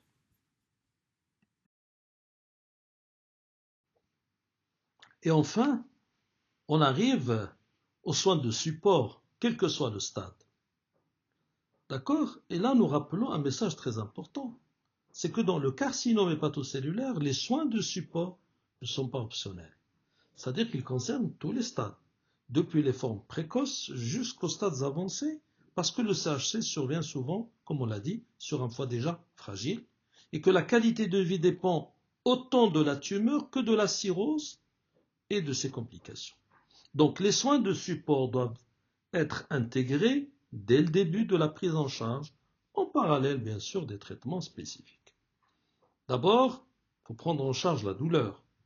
La douleur est très fréquente, notamment lorsqu'elle existe une distension capsulaire, une progression tumorale ou des métastases osseuses. L'objectif, c'est un contrôle efficace sans aggraver l'état hépatique. Et on suit généralement une approche progressive. C'est le type palier de l'OMS, avec prudence sur certains médicaments. Il faut éviter les anti-inflammatoires non stéroïdiens en cas de cirrhose décompensée parce qu'il y a un risque rénal et un risque hémorragique. Il faut utiliser les opioïdes avec adaptation de la dose et surveillance parce qu'il y a un risque d'encéphalopathie. Et toujours évaluer l'impact sur la vigilance, la constipation et l'état nutritionnel. Et justement, la nutrition, c'est un pilier majeur, trop souvent sous-estimé, parce que les patients cirrhotiques et ou cancéreux ont un risque élevé de dénutrition, de sarcopénie, de carence et perte de masse musculaire, ce qui influence directement le pronostic et la tolérance au traitement. L'objectif donc est d'assurer un apport protéique suffisant, sauf des cas particuliers, des repas fractionnés et une collation tardive pour limiter le jeûne nocturne et un accompagnement diététique régulier. Troisième point, c'est la prévention des hémorragies digestives. Chez le cirrhotique, le risque majeur est l'hémorragie, par rupture de varices œsophagiennes. La prévention repose sur l'endoscopie de dépistage, les bêta-bloquants non sélectifs selon l'indication et la ligature des varices si nécessaire. Et ce point devient encore plus crucial si le patient reçoit des traitements qui augmentent le risque hémorragique, notamment les anti-angiogéniques comme le bevacizumab. Quatrième point important aussi, dans cette prise en charge, c'est le traitement de l'acite. L'acite est une complication fréquente de la cirrhose. Et elle a un impact plus important sur la qualité de vie, sur la respiration, sur l'appétit et le risque infectieux, le risque de péritonite bactérienne spontanée. La prise en charge repose donc sur les restrictions sodées, les diurétiques adaptés, des fois des ponctions évacuatrices si besoin, et la prévention avec la prise en charge des complications. Et il faut également rester vigilant à la fonction rénale, car l'acide s'inscrit souvent dans un terrain à risque de syndrome hépatorénal. Cinquième et dernier point, c'est surtout le soutien psychologique. Parce que le soutien psychologique est essentiel, car le CHC est une maladie grave, souvent associée au stress, à l'anxiété, à la dépression, un sentiment de culpabilité, l'alcool, la stéatopathie et une lourde charge familiale. L'objectif est donc d'améliorer l'adhésion aux soins, la qualité de vie et l'accompagnement global, en impliquant si besoin psychologue, assistante sociale et équipe de soins palliatifs précocement, surtout dans les formes avancées. Donc en résumé, dans le CHC, les soins de support doivent être mis en place à tous les stades. Ils optimisent la qualité de vie, réduisent les complications de cirrhose, améliorent la tolérance au traitement anticancéreux et participent directement au pronostic. Et on arrive alors à la stratégie thérapeutique du CHC selon le stade BCLC. Ici, cet algorithme présente la prise en charge thérapeutique du carcinome hépatocellulaire selon la classification barcelonaise qui intègre à la fois le volume tumoral, la fonction hépatique, l'état général et le pronostic. Pour les stades très précoces, c'est-à-dire le BCLC 0 et précoce A, c'est des patients avec des fonctions hépatiques conservées. Les traitements sont ici à visée curative, soit par ablation, soit par résection chirurgicale ou transplantation hépatique, selon le nombre bien sûr et la taille des nodules, la pression portale et les critères de transplantation de Milan, sachant que la survie peut atteindre ici, voire même dépasser les 5 ans. Pour le stade intermédiaire, le B, le CHC multinodulaire ici, sans invasion vasculaire ni métastase, mais avec une fonction hépatique préservée. Le traitement de référence est la TAS, avec une survie médiane qui dépasse les 2,5 ans. Et là, c'est l'intérêt d'un downstaging qui peut permettre par la suite, ultérieurement, une transplantation secondaire après révision, bien sûr, de ce score. Quant au stade avancé, le stade C, où il y a la présence d'invasion vasculaire et ou de métastase, avec un PS 1 à 2, le traitement est systémique ici, dominé en première ligne par l'immunothérapie plus les anti-angiogéniques, avec une survie qui dépasse 2 ans chez des patients bien sélectionnés. Mais pour le stade terminal, malheureusement, la fonction hépatique est très altérée, ou un PS supérieur ou égal à 3, la prise en charge ici repose sur des soins de support, avec un objectif tout simplement palliatif. Et donc s'il y a un message clé pour vous, chers étudiants, chers résidents, c'est que la stratégie thérapeutique du CHC n'est jamais figée. Elle repose sur une évaluation dynamique, une discussion en RCP et peut évoluer par migration de stade en fonction de la réponse au traitement, de la tolérance et de l'évolution de la fonction hépatique.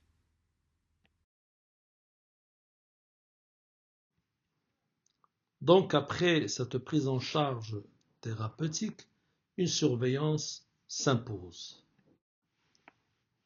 Et cette surveillance est un pilier majeur dans la prise en charge du carcinome hépatocellulaire à 2 niveaux.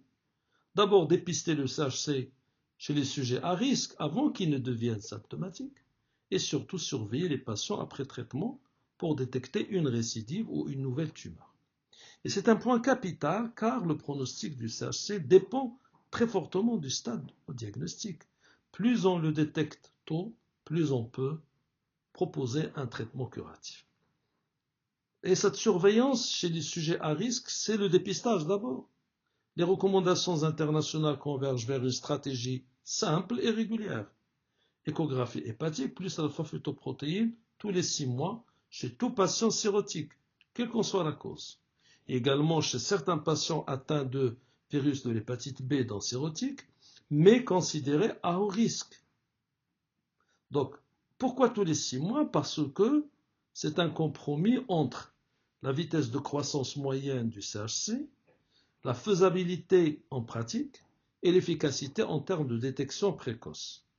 Donc l'objectif du dépistage est très clair, c'est détecter des lésions petites, souvent inférieures à 2 cm, à un stade où l'on peut encore proposer soit la résection, soit l'ablation, soit la transplantation. Il faut se rappeler que l'échographie peut être moins performante en cas d'obésité, de stéatose importante ou de foie très dysmorphique, parce que dans ces cas, on peut discuter des stratégies adaptées selon les recommandations locales.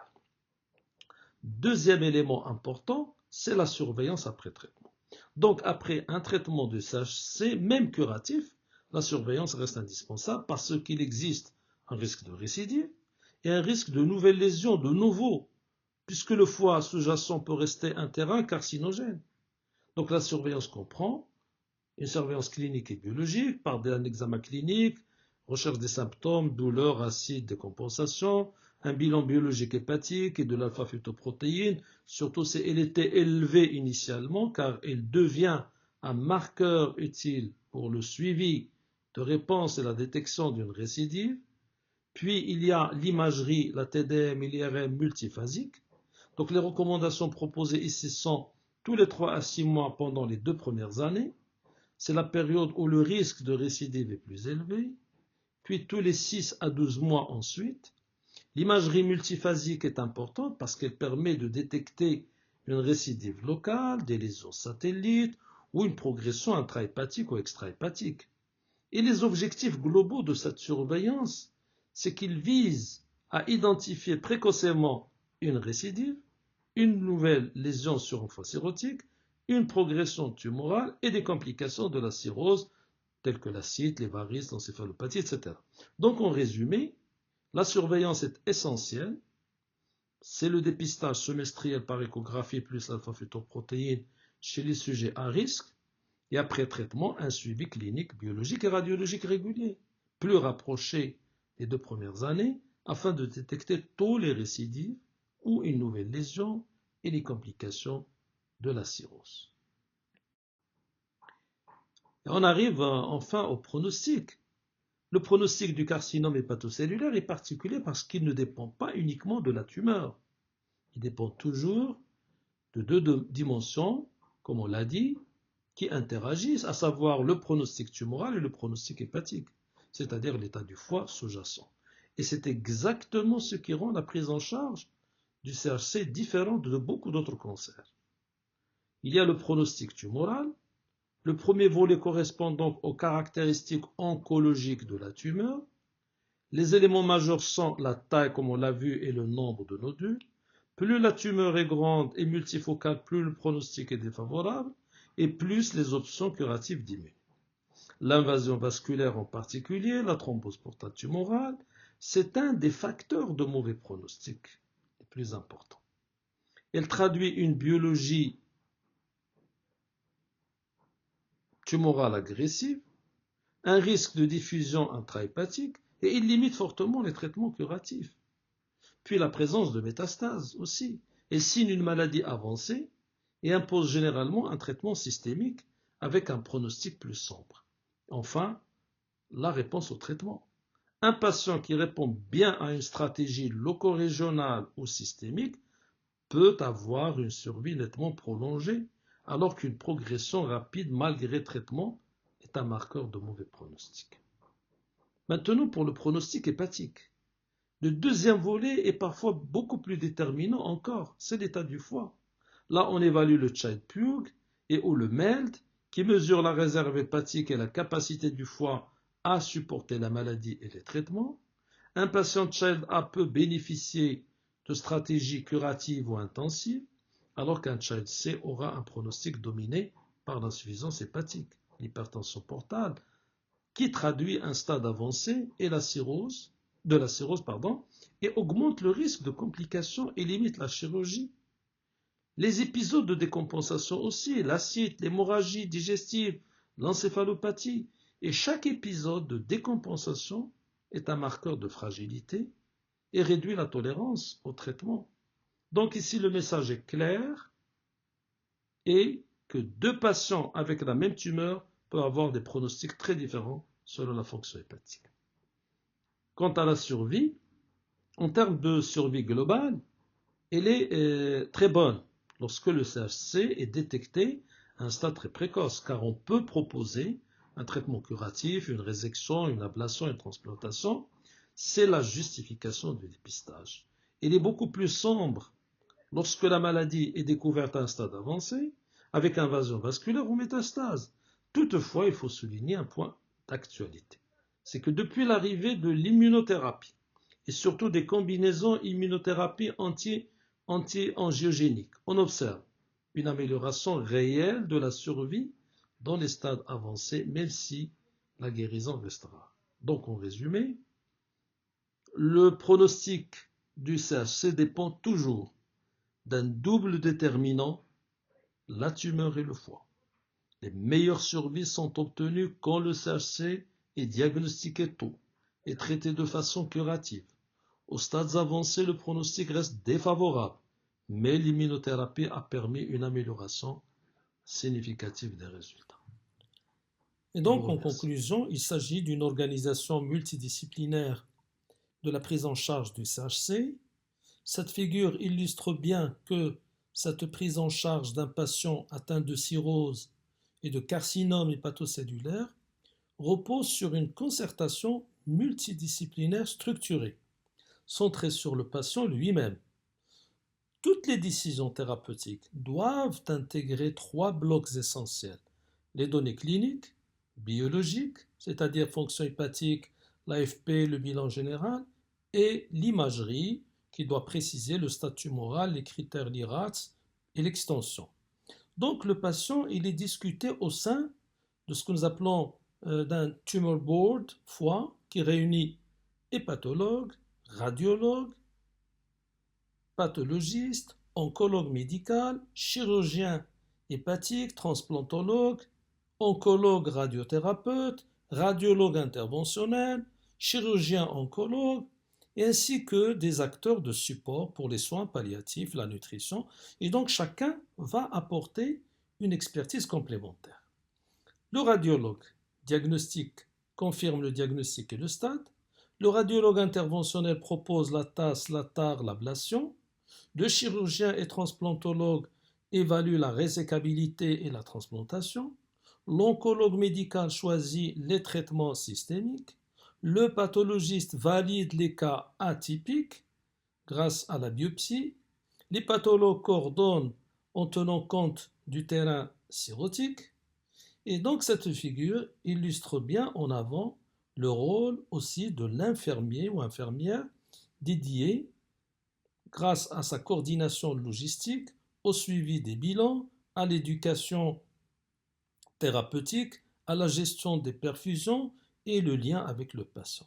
Donc le parcours est renforcé par une consultation réseau spécialisée et l'accès à un centre d'essai clinique qui permet d'inclure des patients dans des protocoles innovants.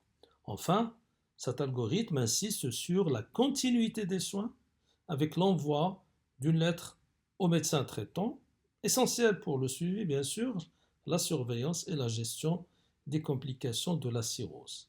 Et donc le message le plus important, chers étudiants et résidents, c'est que le CHC n'est jamais une décision solo, mais une stratégie personnalisée et évolutive, décidée en RCP, en équilibrant stade tumoral, fonction hépatique et état général. Merci beaucoup pour votre attention.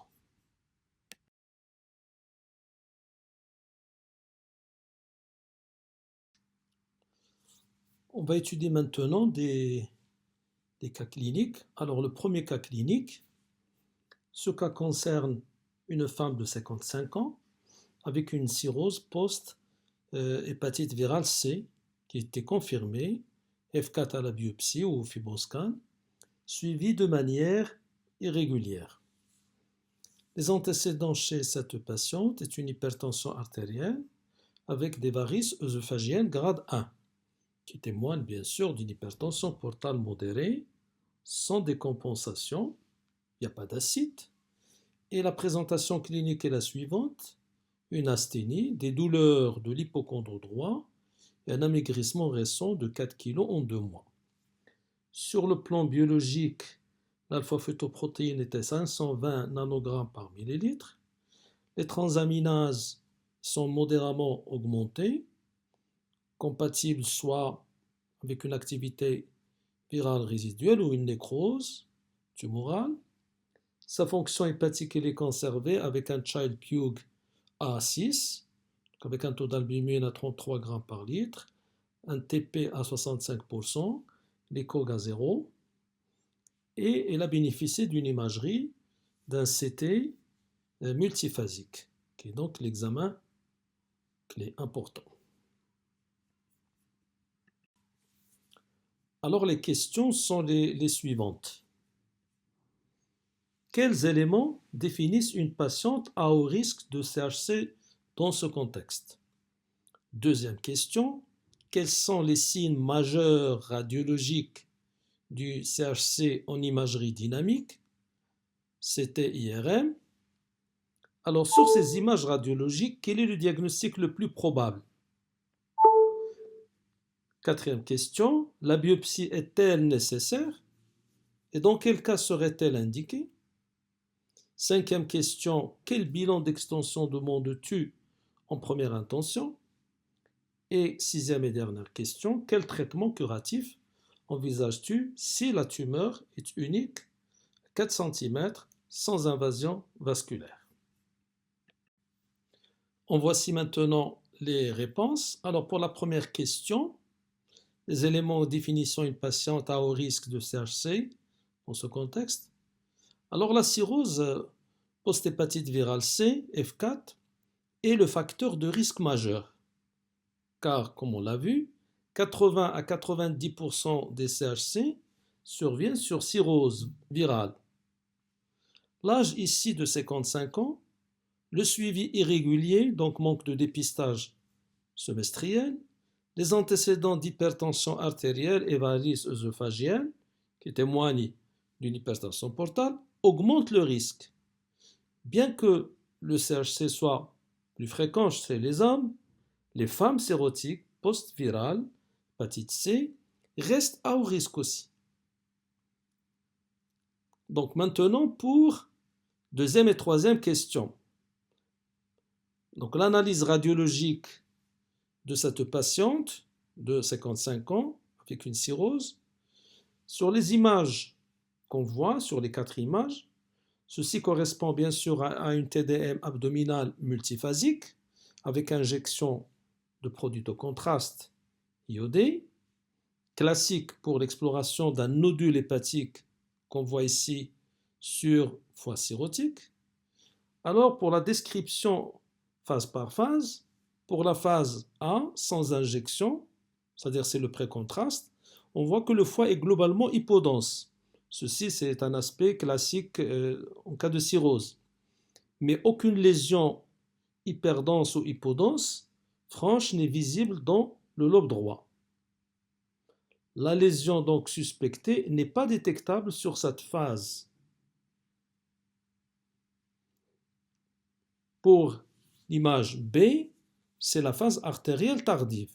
Là, on voit bien une lésion arrondie dans le lobe droit, segment postérieur, qui se rehausse intensément, c'est la flèche blanche, puis devenant hyperdense par rapport au parenchyme hépatique environnant.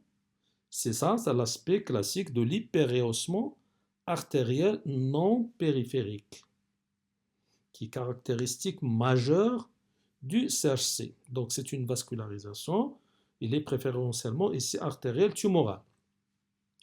Sur l'image C, c'est la phase veineuse portale.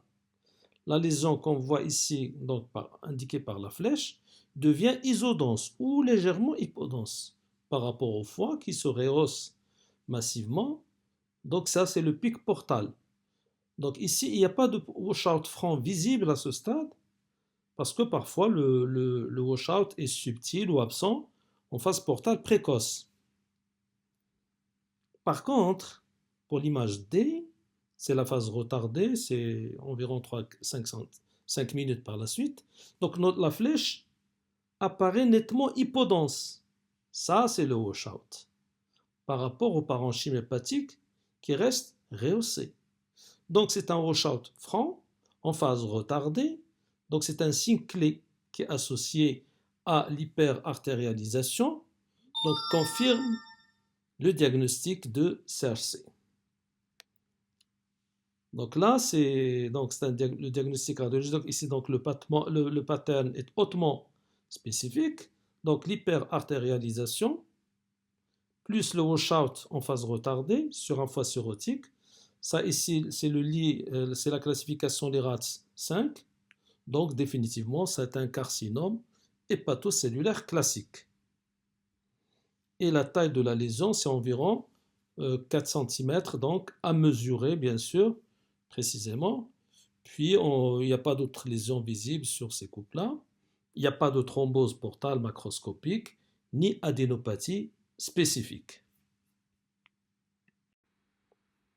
Alors pour la quatrième question, est-ce que la biopsie est nécessaire? Non. Ici sur cirrhose avec imagerie typique LIRADS 5, le diagnostic est non invasif. Donc là, la biopsie n'est pas indiquée. Il est indiqué uniquement si l'imagerie est atypique, par exemple absence de washout, ce n'est pas le cas ici. Le foie non cirrhotique, ce n'est pas le cas ici. Et le besoin histologique est nécessaire, bien sûr, en cas d'essai clinique et en cas de doute avec le cholangiocarcinome. Quant à la question numéro 5 sur le bilan d'extension en première intention, c'est la tomodensitométrie thoraco-abdominopelvienne complète pour voir s'il n'y a pas d'extension pulmonaire, osseuse, ganglionnaire. Plus ou moins, on peut associer une IRM hépatique s'il y a un doute sur la multifocalité ou s'il y a un doute aussi sur l'invasion vasculaire. Le bilan biologique, il faut le compléter en étudiant bien sûr la fonction hépatique, les marqueurs, etc. Quant à la question numéro 6, pour le traitement curatif, si la tumeur est unique, 4 cm, sans invasion vasculaire. Ici, dans ce cas, c'est un stade BCLC, donc la classification barsonnaise A. On a un nodule unique, on a un child A6, un PS 0. Donc ici, les options de traitement, on peut proposer une résection hépatique s'il n'y a pas d'hypertension portale cliniquement significative, s'il n'y a pas d'acide, si le taux de plaquettes est supérieur ou égal à 100 g par litre, si on a le HVPG inférieur à 10 mg, à 10 ml mercure, c'est mesuré bien sûr, donc c'est-à-dire la pression, ou bien l'ablation percutanée par radiofréquence ou micro-ondes, il est possible, mais ici il est moins efficace pour les tumeurs qui dépassent les 3 cm. Ici nous avons un nodule de 4 cm, et même peut-être plus. Quant à la transplantation hépatique, si les critères de Milan respectés, c'est-à-dire on a une tumeur unique inférieure ou égale à 5 cm, et une attente bien sûr raisonnable, là on peut faire une discussion en RCP multidisciplinaire qui est obligatoire. Donc ce qu'il faut retenir, c'est que l'acquisition d'une phase retardée est indispensable. Sans elle, le cas de l'image T, le washout aurait été manqué si le diagnostic est incertain.